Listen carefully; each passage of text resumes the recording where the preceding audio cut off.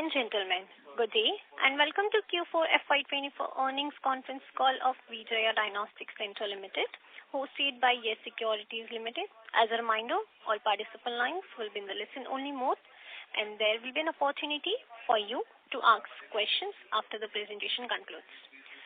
Should you need assistance during the conference call, please signal an operator by pressing star, then 0 on a touch-tone phone. Please note that this conference is being recorded. I now hand the conference over to Mr. Bhavesh Gandhi from Yes Securities Limited. Thank you, and over to you, sir. Thank you. Good morning, everyone. Bhavesh here from Yes Securities. I welcome you all on the Q4 FY24 earnings conference call of Vijaya Diagnostics. At the outset, I would like to thank the management for giving us this opportunity to host the call. Today, from the management team, we have with us Ms. Suprita Reddy, Managing Director and CEO, Mr. Sunil Chandra, Executive Director, Mr. Nasimha Raju, Chief Financial Officer, and Mr. Sivarama Raju, Head Strategy and Investor Relations. I would now like to hand over the call to Ms. Suprita Reddy for her opening remarks. Over to you, ma'am. Thank you, Bhavesh, for hosting the call. A very good morning and a warm welcome to everyone present on the call. I will first now present the key highlights for the period, after which we will take you through the operational and the financial highlights for the quarter ended 31st March 2024. I am delighted to announce that this quarter too witnessed robust business performance with a remarkable year-on-year growth of 28.3%, of which an impressive 18.5% growth was achieved organically. This growth was primarily fueled by both footfall and test volume. This quarter also marked a notable milestone with the wellness segment contributing 14% of the revenue. This is partly attributed to the recent partnerships with a few large corporates for their employee health checks. Completing 6 months of successful business operations, our hub center in a Tier 2 geography, Mehboob Nagar, has gained significant traction, achieving break-even within 2 quarters. Once again, this emphasizes the need of a quality-oriented integrated diagnostic chain and also validates our brand's ability to earn the trust and loyalty of our customers over time, empowering us to thrive in new markets. Speaking of our Kolkata hub, the month-on-month performance has been very promising and we anticipate reaching a break-even within the next 2 months. Additionally, we have recently finalized leases for 2 new hub locations. Regarding PH Pune, we have made substantial progress in integrating it with our parent company. We have successfully migrated all of PH's core ERP and other IT applications to the parent company's applications, effective 1st of April 2024. I'm happy to announce that we have co-branded PH as Vijaya PH and the new co-branded logo has been presented in the earnings presentation. I would now like to provide you a brief overview of the expansion plan for the next 2 years. Our primary focus will be in Pune, aiming to capitalize on the brand and the market potential, followed by the East and our core geographies. We have made good headway in identifying strategic locations for expansions into Pune.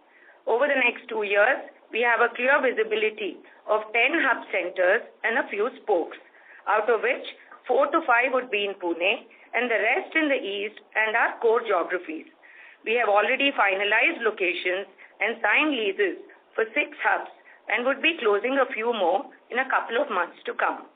With this, I would like to hand over to Raju and take you through the operational and the financial highlights. Thank you, madam. Good morning and warm welcome to everyone joining us on the call today.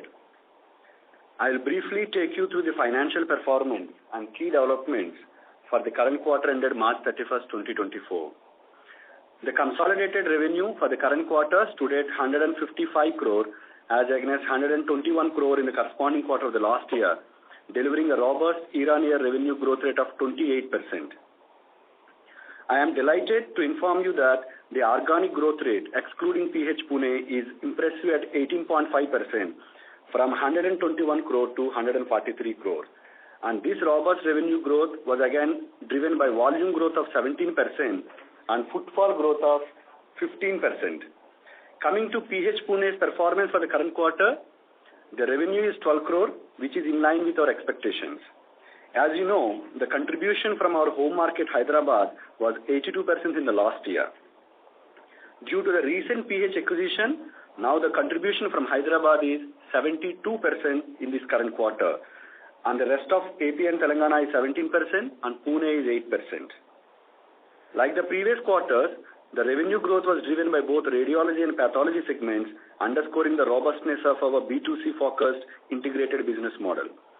The B2C revenue stood healthy again at 93%. Our radiology business stood at 37%, slightly higher than 36% in Q4 of last year. The revenue per test was 462 rupees and the revenue per footfall was 1589 rupees during this current quarter. And we reached a key milestone of 1 million patient footfall in this current quarter. EBITDA for the current quarter stood at 63 crore as compared to 49 crore in the corresponding previous quarter, registering a year-on-year growth rate of 28% in line with the revenue growth. Excluding PH Pune, the organic year-on-year growth rate in EBITDA is 18%, again in line with the revenue growth. EBITDA margin was healthy at 40.7% in the current quarter, in spite of expansion activities going on at both organic and inorganic fronts.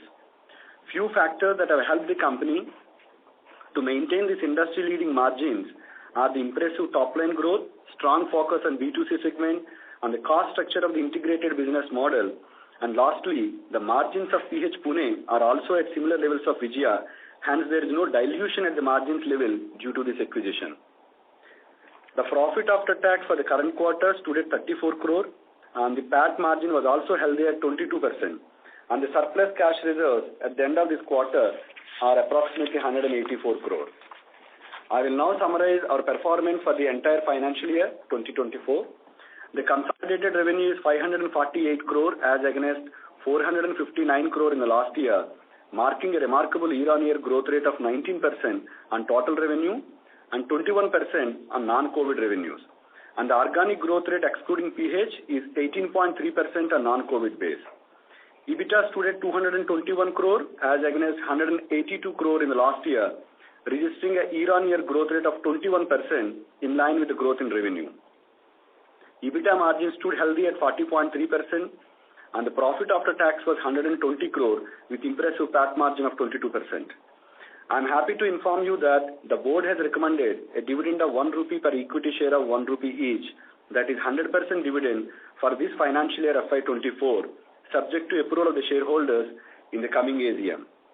To conclude, I would like to say that the company is on track of creating dense network of integrated centers at the new geographies over a period through a careful expansion strategy, and this expansion will be funded from internal accruals and the existing cash reserves.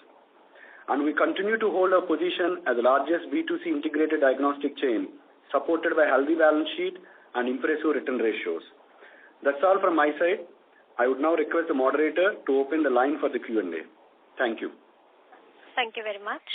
We will now begin the question and answer session. Anyone who wishes to ask a question may press star and 1 on the touchtone telephone. If you wish to remove yourself from question queue, you may press star and 2. Participants are requested to use handsets while asking a question. Ladies and gentlemen, we'll wait for the moment while the question queue assembles.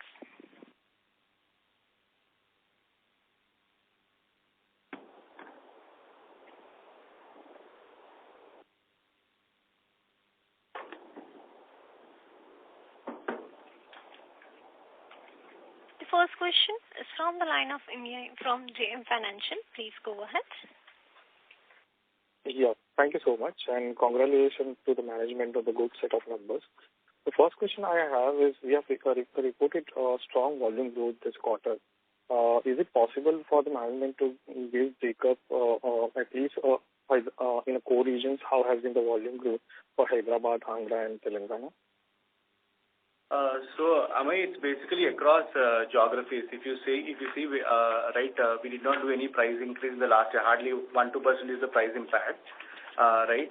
And if you actually see on the other slide where we have given the revenue contribution from each of these geographies, Hyderabad grew at almost around 13.5% to 14% in Q4 year on year. And across geographies, it's driven by volume. So if you see equivalent growth in footfall, for example, in Hyderabad, when it is 13.5 in revenue, close to 11.5 to 12% is the volume growth. Likewise, in tier 2 geographies where we have done the expansion, so the growth rates are much higher, beyond 30-40% plus because of the capacity expansion. There, even the volume growth is approximately about 35 to 38%. So it's across all geographies. Sure. And do we expect Shiva to grow at similar double-digit rate in the core regions over the next 2 years? So, like we always say, we are confident that 1-2% whatever revenue growth that you see, right? 1-2% will be a price impact or the case mix. If we grow at 15%, say roughly around 12 to 13% growth, definitely will come from volumes. Sure. And the second question is on the Kolkata region. It's been a while we have entered that region. So what has been our learnings from that market, and how different the market is compared to, let's say, Hyderabad, and what are the changes we expect to do in the strategy in expanding our presence in the Kolkata? Any thoughts on the Kolkata bit? Sumit, the go-to-market strategy has always been the same, whether it's Kolkata or Pune or any of our core geographies. So we look at the affordability of the population, and Kolkata being a city itself, all this was then, like we mentioned earlier, we entered Kolkata in the early 2000s with one of the hospitals, then with Medinova getting acquired, and we know that market pretty well. And we feel that our differentiated model of a very highly integrated diagnostic chain with high quality, sophisticated equipment and top-of-the-line consultants reporting is what is driving us to get to this double-digit growth.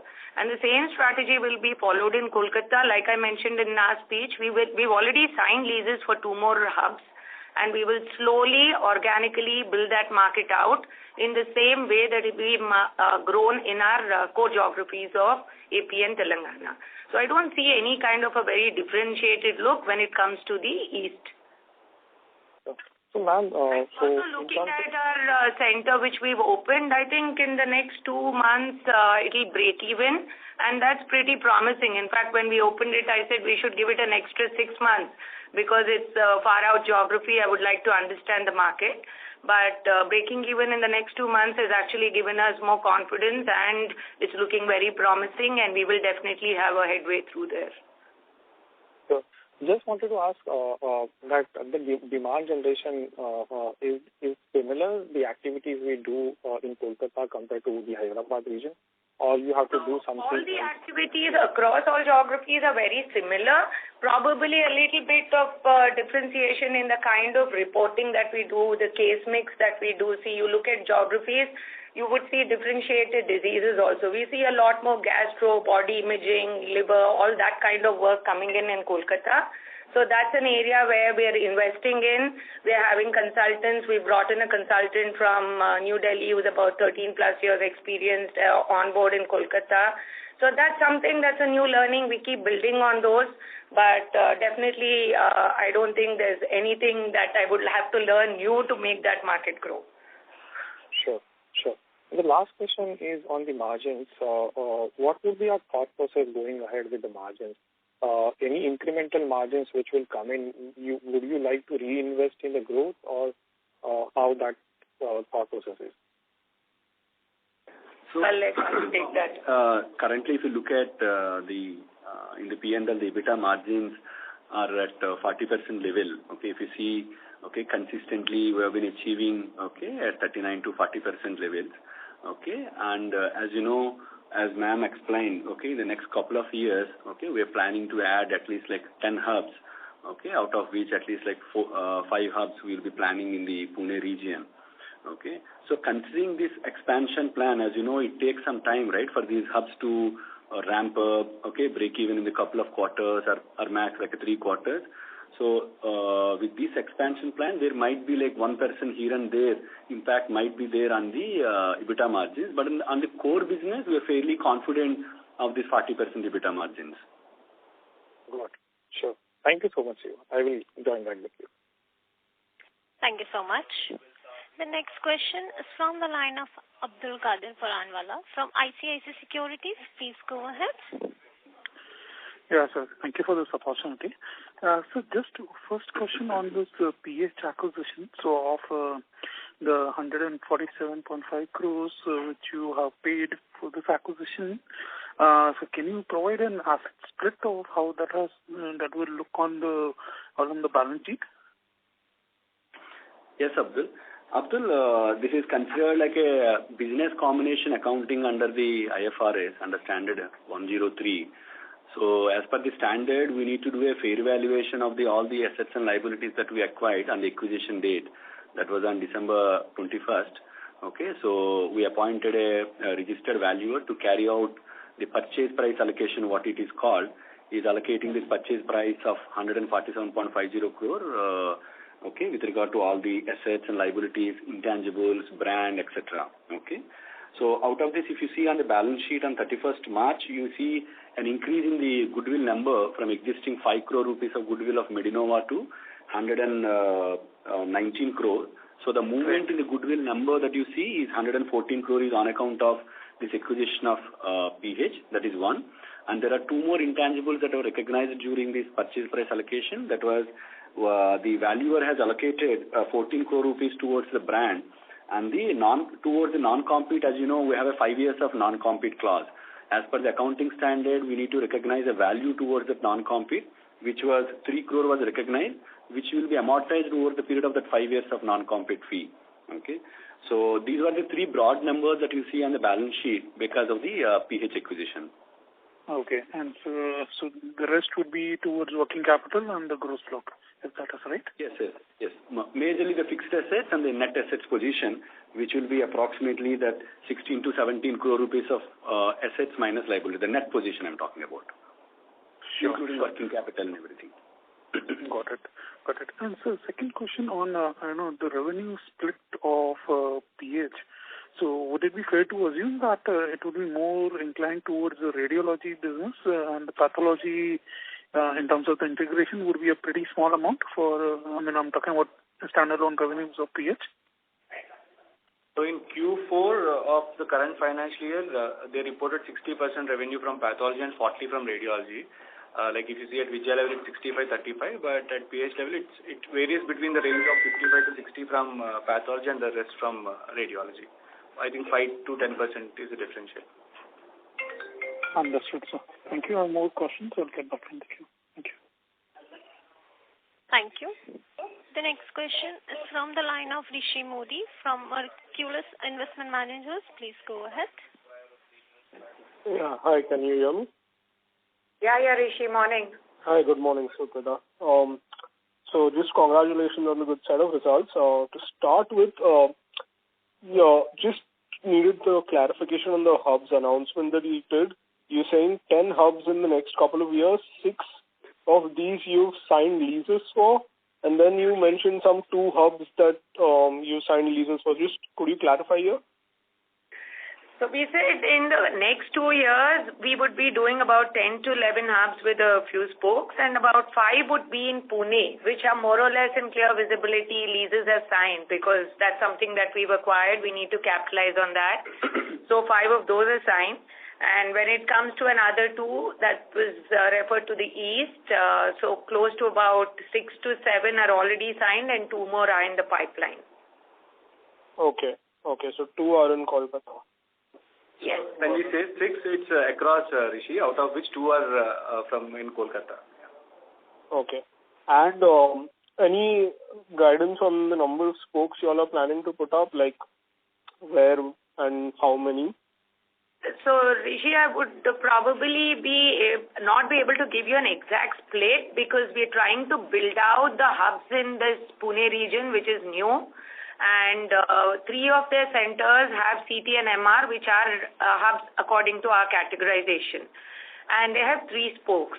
So until and unless I build out another 5 hubs in Pune, it does not give me headway into building out spokes because I cannot create that network.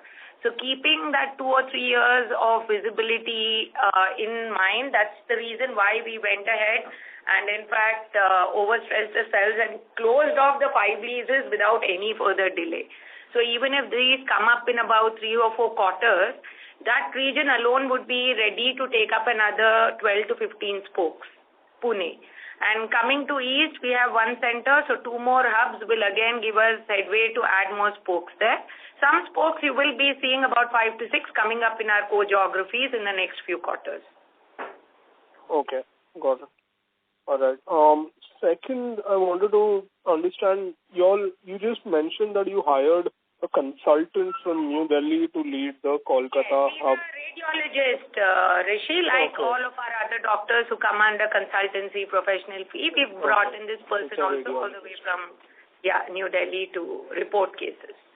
Got it. And finally, just a question for Narasimha. If you could give me the fair value assumptions that are going into the goodwill calculations, like what are the growth rates, what is the discount rate and terminal value, and how terminal growth rate, and after how many years are you putting those numbers in? So Rishi, this is carried out based on the India's business combination accounting perspective. Okay, so what they do is, first they will arrive at the existing numbers of the plant and machinery and other working capital numbers. Okay, and then they'll arrive at a brand and non-compete. Okay, and then the residual value is attributed to the goodwill. Okay, they will test for an impairment of this goodwill. Okay, so you will not have a separate computation as such, but this will be out of the 147.5 crore. Once all the assets and liabilities are assigned a value, the residual value will be allocated to goodwill, which should be tested for impairment year on year based on the future projections. So from an accounting perspective, when you take a projections, you might not consider a future capex, future revenue potential of these centers. Okay, so it's like currently the valuer can consider only the 3 hubs and the 3 spokes, but as you know, we'll be adding 5 more hubs in the next couple of years from the Pune perspective. So that will not be captured in these projections because it's only for the goodwill impairment testing purpose. Okay. So, what will trigger an impairment? When will you write an amortization on this goodwill? So, Rishi, based on our internal assessment, I don't think there will be a chance for any impairment on this goodwill, because even if you make projections on just 3 hubs and 3 spokes with a current revenue run rate of 45 crore, you see in this financial year, it's 45 crore. In this current quarter, we reported 12 crore. So the annual run rate is between 45 to 48 crore run rate with a 40% EBITDA margin. So without even further expansion, this goodwill is not going to be impacted to a P&L by an impairment. But on top of that, what we're planning is we're trying to add 5 hubs, in the next couple of years. And so what I expect is that in the next 4 to 5 years, I see this, revenue of 45 to 50 crore, should at least, triple the current number. So there's no question of impairment on the current goodwill. Okay. All right. Got it. Thank you. That's it from my end. Yeah. Thanks, Rishi. Thank you. The next question is from the line of Jainil Shah from JM Financial. Please go ahead. Yeah, hi. Thank you for the opportunity. My question is on the capex outlay for the next 2 years. Yeah. Hi, Jainil. As we just discussed, on the capex plan, we would like to add at least 10 hubs in the next couple of years. Along with that, once these hubs are established, then we'll have opportunity to add spokes in these new geographies, that is Pune and eastern geographies. So from a capex requirement perspective, based on the internal estimates, for the next 2 years, we expect around 200 to 220 crore rupees of capex, out of which what we expect is at least 120 crore rupees of capex for a Pune region. So in Pune region, Jainil, out of these 5 hubs, what we expect is that 1 hub will be like a flagship hub with a PET-CT, gamma camera, Okay, just like how we added all the modalities in our recent Panjagutta Center in 2022. So like that, we would like to have all modalities. It should be like a flagship facility of Vijaya PH in Pune. Okay, one center will be a state-of-the-art facility. Apart from this, even in our core geographies, Jainil, what we're trying to do is, even in the existing network, we see in lot many centers, there is still potential to add further modalities. Like in few of the centers, what we have done is that if there is one ultrasound machine, because of the patient footfall load, we added a second ultrasound machine. In this year, in one of the Tier 2 locations, where the footfall, in a hub, where the footfall is almost close to like a 300, there is only currently one MRI machine. We're planning to add a second MRI machine over there, in our network in a Tier 2. So considering these 10 hubs, and also adding new modalities in the existing centers because of the higher footfall, we expect the total capex to be in the range of around 220 crore for the next 2 years, out of which 120 crore we expect to be for the Pune region. Sure, makes sense. Just to follow up, so we are already generating about 180-200 crores of cash. And our capex is about 100 crores, so we'll be adding another 100 crores each in the next 2 years. So, are we also looking at inorganic opportunities, in out of our core region?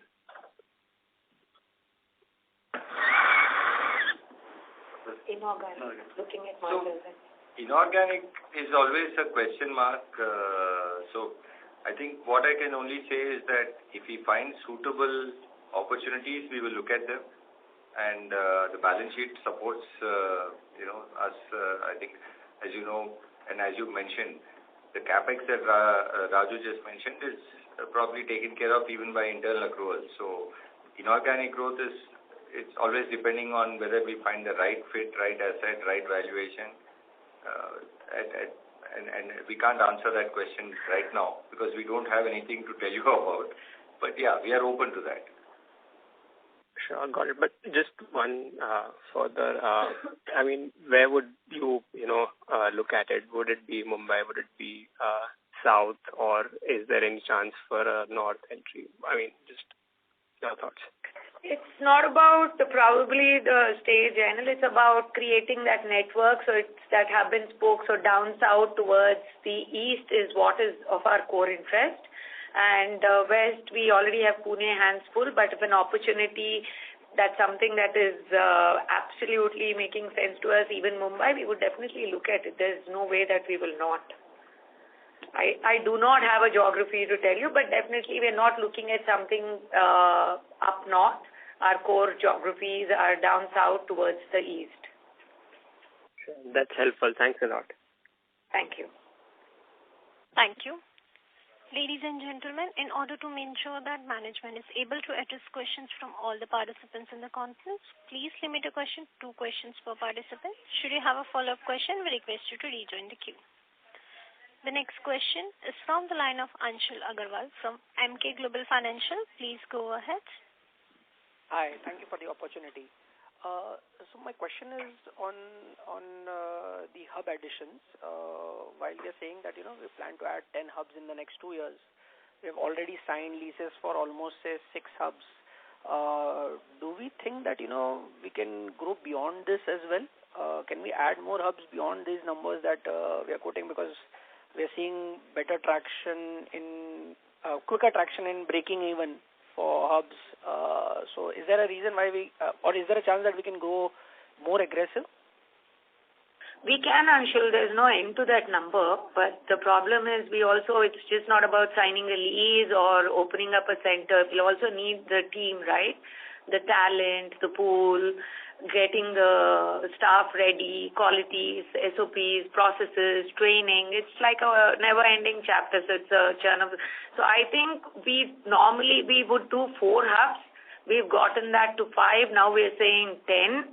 So if we feel that we're able to maintain that credibility, the brand recall, and give the same kind of customer experience and service without compromising on that, we would definitely do it. But we are comfortable at the moment with this number. keeping these factors in mind where we actually give a good experience to our customer. It's the team that is difficult to build. It's not the capex or the treasury or the number of leases we'll be able to sign. So if we're comfortable with that, we will definitely go ahead and do that. Also, Anshul, spokes are where we, the model is a hub and spoke. So when we do hubs, we have to also plan for the spokes.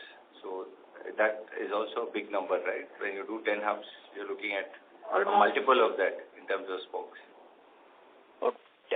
Just a follow-up on that. So typically, considering that, these are newer geographies or non-core geographies, what kind of number of spokes are we envisaging for each hub in this non-core geography?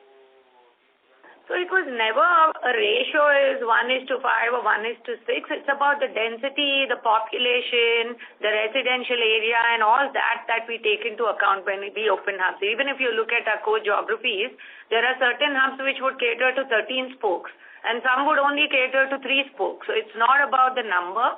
It's about you have to be right there in the middle of a residential area. So the density, the population is what we look at and map this out.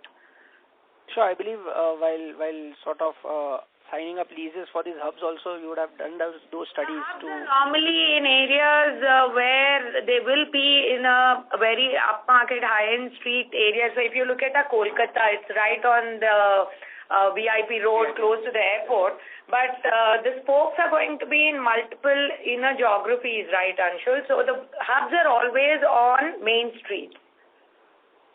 Got it. We don't look at residential population for hubs. We look at residential population for spokes. Got it. Thank you. My second question was on margins. Like obviously the Kolkata hub has fared better than our earlier expectations. Do we foresee or just wanted to understand your thought process around margins going forward, as you mentioned, as Raju sir mentioned that, core margins would continue to be around 40, but the new centers would take some time for ramping up, which could impact margins, say beyond FY26, if currently in FY25 we are going to add more hubs. So would margins get impacted in FY26?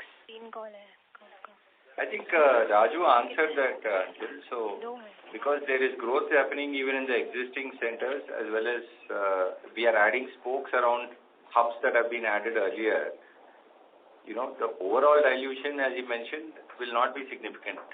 Might be 1 or 2%, but that's also because of you building out the team and getting that market ready. So 2028 would look prettier, right?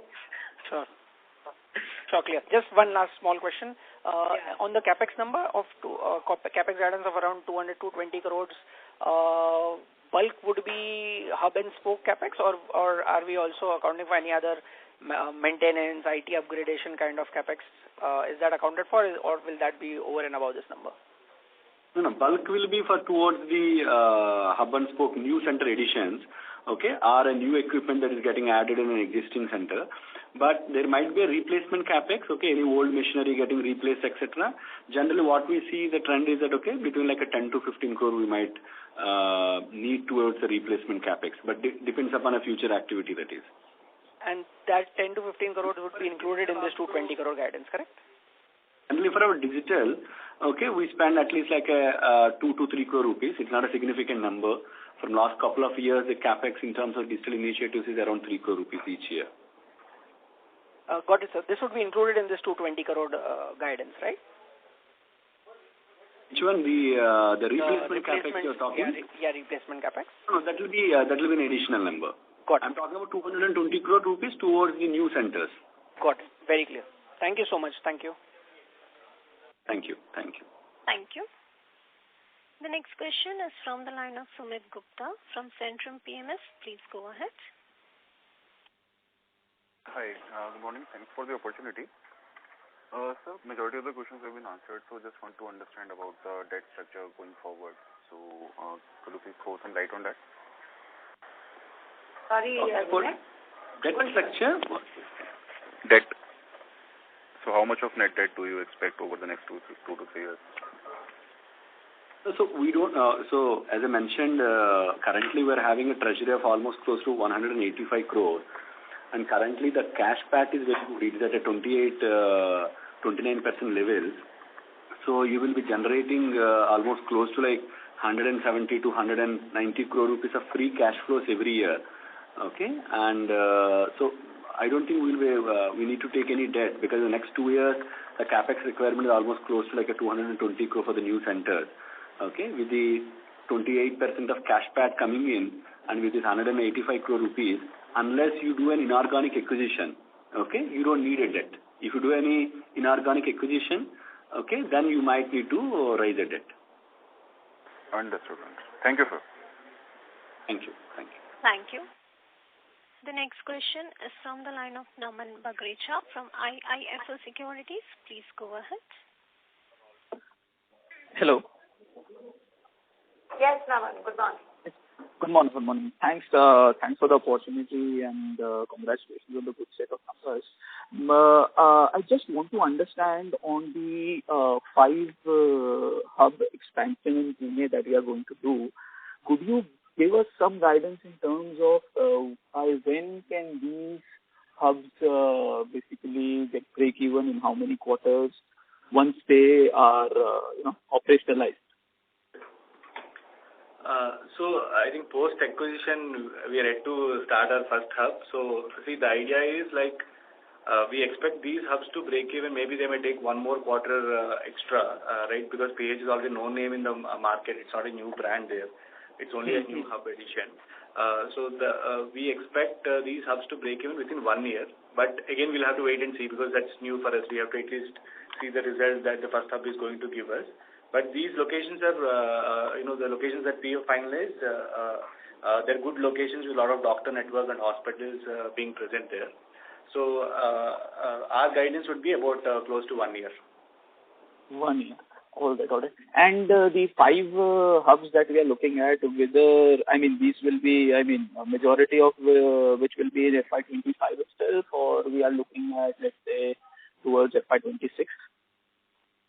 I think 2 to 3 should come in FY25, and maybe 2 more in either Q1 or Q2 of FY26. All right. So on the margin front, just wanted to ask, the quarters, this quarter, if you look, our wellness segment contribution had improved by almost 200 bips. So was it because of PH or was it because of, let's say, excluding PH business? Because PH, I believe, has higher contribution towards wellness business versus our own wellness business. Is that understanding correct? So it's a mix of both. Like you rightly said, PH has higher contribution from wellness. So basically also we have seen increase in base wellness business here in Hyderabad, Andhra and Telangana.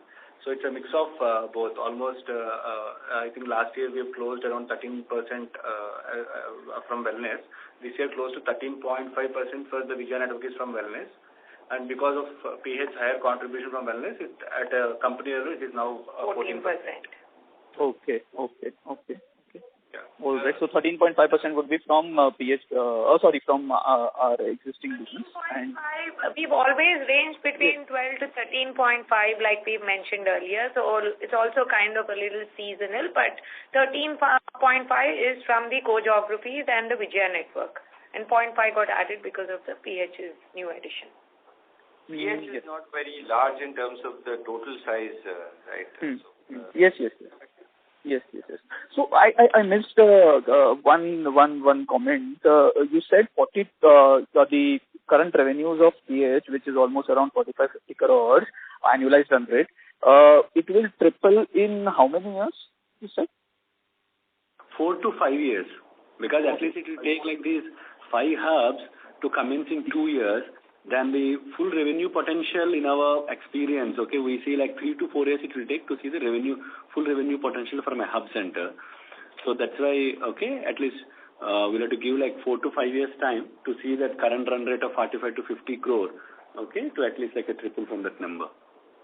Okay. And I believe the new expansion that we are doing in Pune and other regions also, the asset turnover would be largely 1 times, right? 1:1. Yeah, 1:1. Okay. And one more question. I mean, could you give some timeline in terms of when will Gulbarga get break even? I think it should break even in 3 quarters. We just completed 1 quarter. So I think it should break even in next 2 quarters. So in next 2 quarters we see the break. Okay. And largely, if we see, we have seen, competitors increasing price hikes. What is stopping us from any price hikes in our core geographies? We normally, like we said, the founder's vision was trying to keep prices affordable and get growth through volume and new customers. Until and unless we see a significant increase in price and input costs, we do not pass that on to the customers. And for probably the volume and the growth, even we haven't seen a significant increase being asked by some of the vendors, and it's mostly been in very specialized testing, and that's why you're seeing a price hike of only 1 to 2% on the overall test menu. When we see that and there is an increase, definitely we will make a change. All right. And just the last, bookkeeping question. Just wanted to know what would be the COVID, let's say, revenue. I believe it would be very minuscule for the full year. Full year. Insignificant currently. 0.2 to 0.3%. That's all. 0.2, 0.3. That's all. So close to around 1 crore rupees.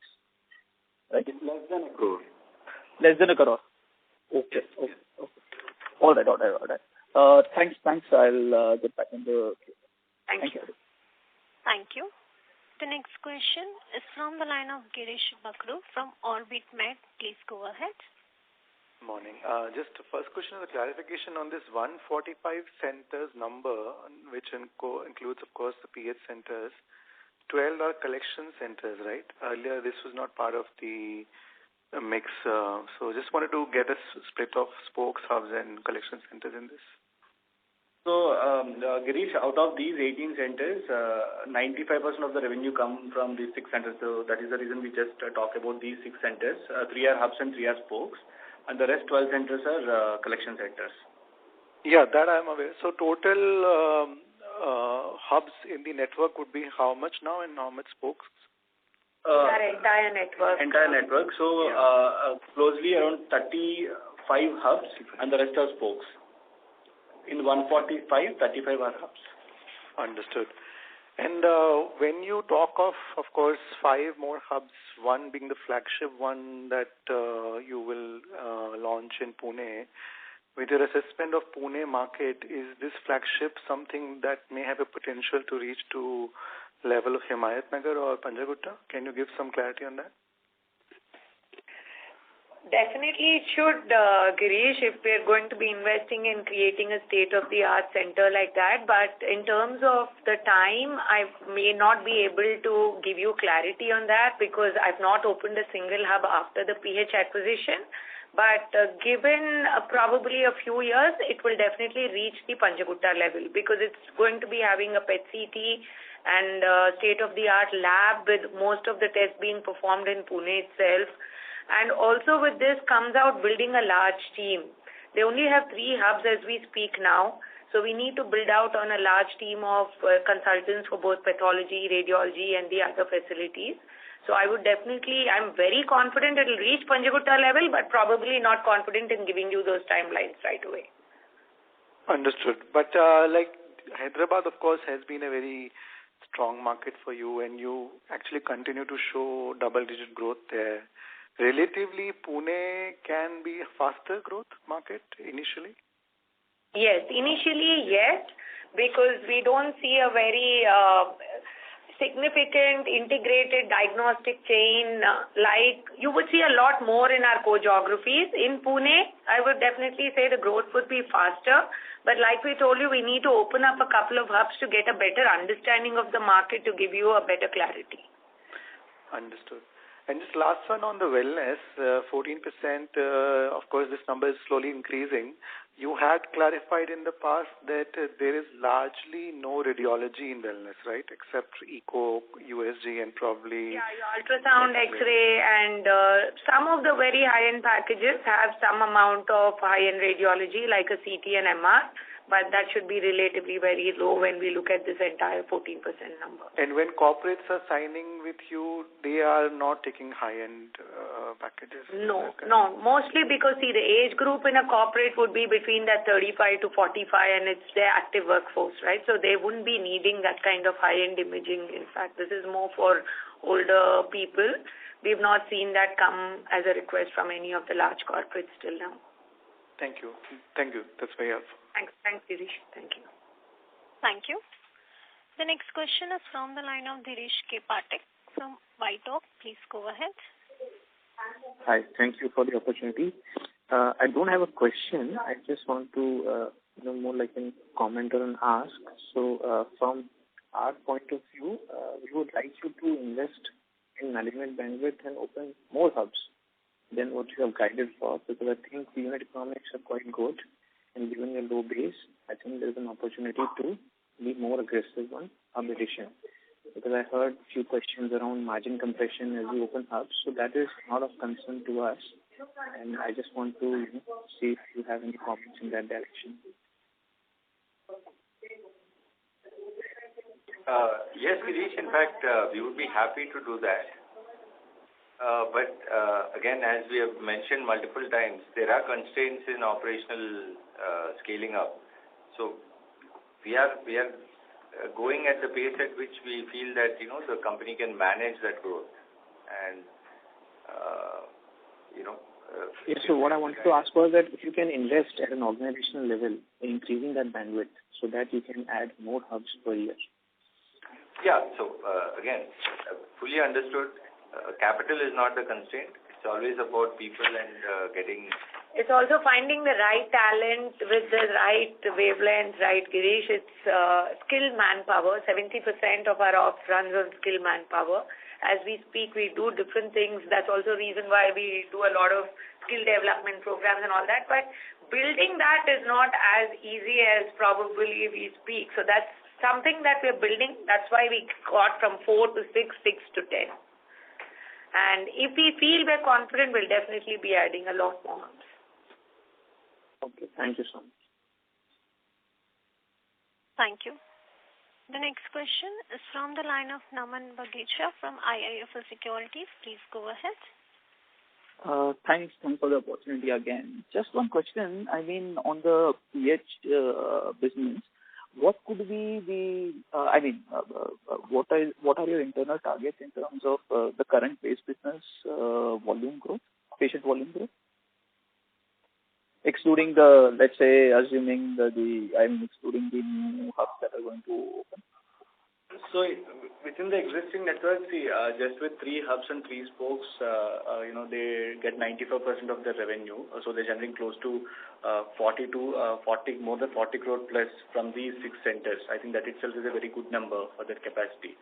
So we foresee for next 1 to 2 years from the existing network, the growth will be in single digit. Right, and once we start adding the capacity and few more additional modalities there, that is when we may see some more growth coming from that entire network. Okay. So maybe more of low double digit. Low double digit number, including the single digit number, Naman, because Shiva said, existing network of the 6 centers, because you'll also have to take into account the capacity issues of those centers. Those are centers that are already reached full capacity. Until and unless we add and declutter these centers, we will probably not be able to grow footfalls in the existing centers. It's not because of any other reason. It's because of a capacity issue. Okay. No. So what I was saying is that with the new hubs opening, that could be more of a low double-digit number. Opening, like I told you, we will definitely see a faster growth than we see here. Yes. I think double-digit number is what we would be looking at. But like we said, we would need at least one hub to open, and we look at that happening probably in the next, after 2 quarters, right? So we'll be able to give you guidance on that then. All right. Thanks for that. Thanks. Yeah. Thank you. The next question is from the line of Sriram R, an individual investor. Please go ahead. Thanks for the opportunity. Just want to know, do you track patient wait time or patient turnaround time?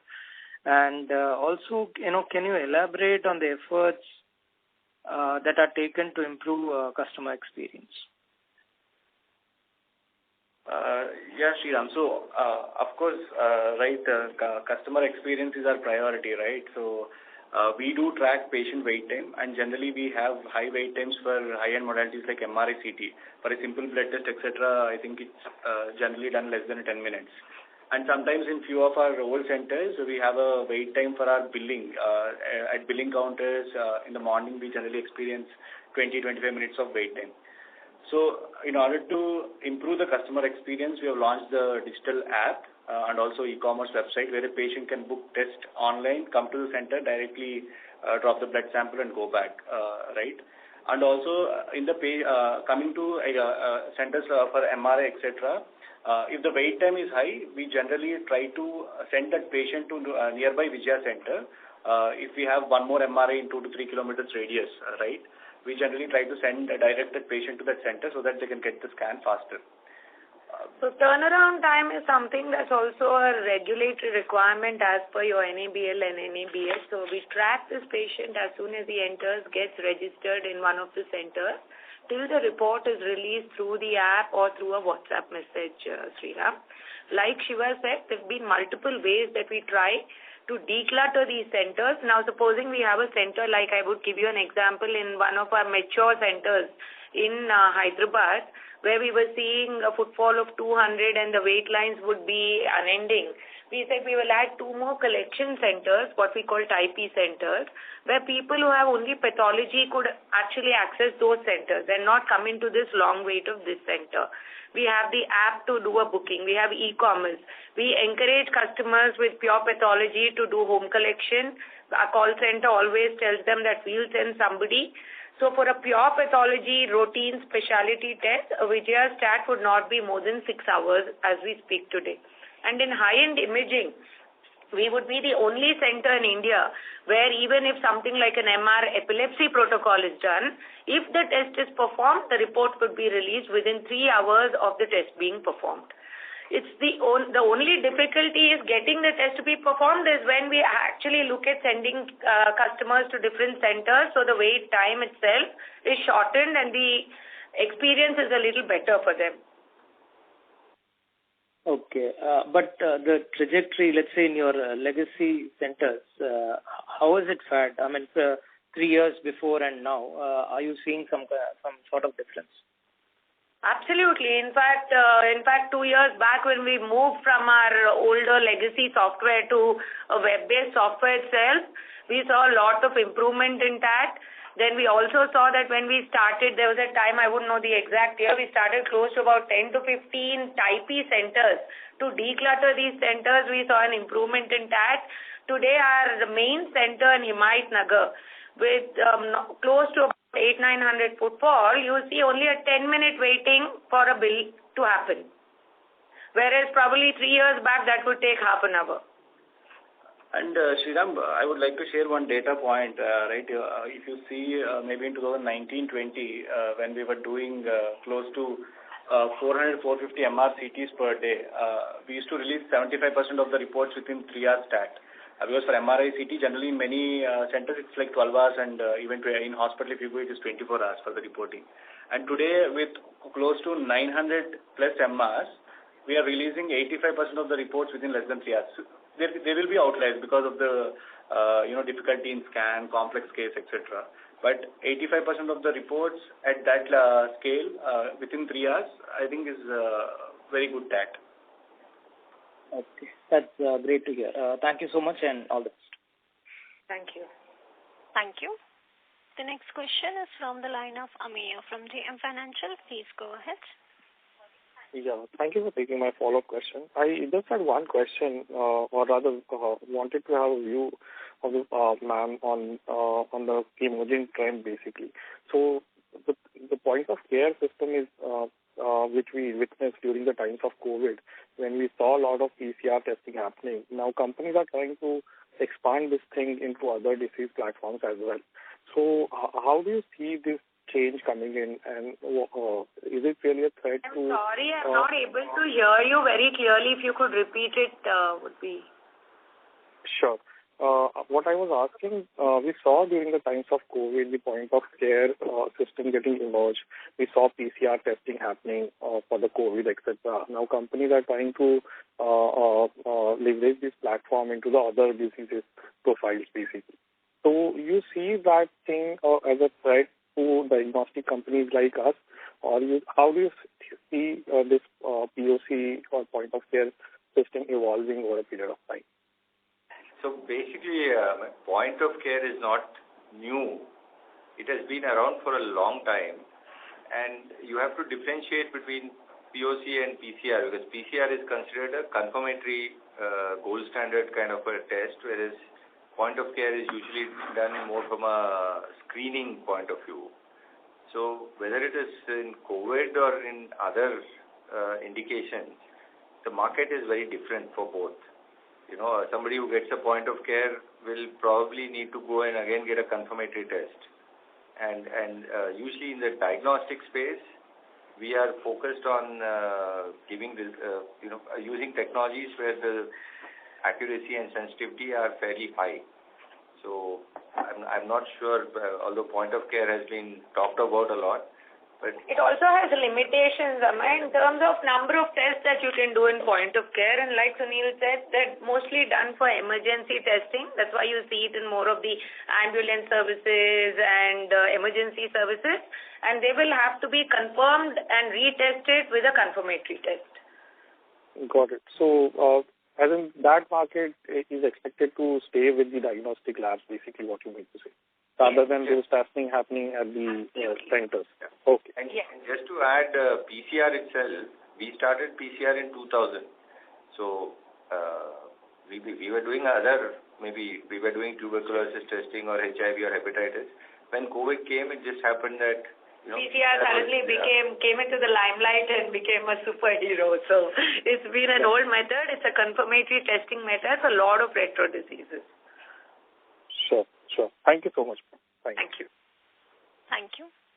As that was the last question for the day, I now hand the conference over to management for closing comments. I would like to thank everyone for attending this call. I hope we have been able to answer all of your questions. Should you need any further clarifications or like any other information about the company, please feel free to reach out to us. Thank you. Thank you. On behalf of Yes Securities Limited, that concludes this conference. Thank you for joining us, and you may now disconnect your lines. Thank you.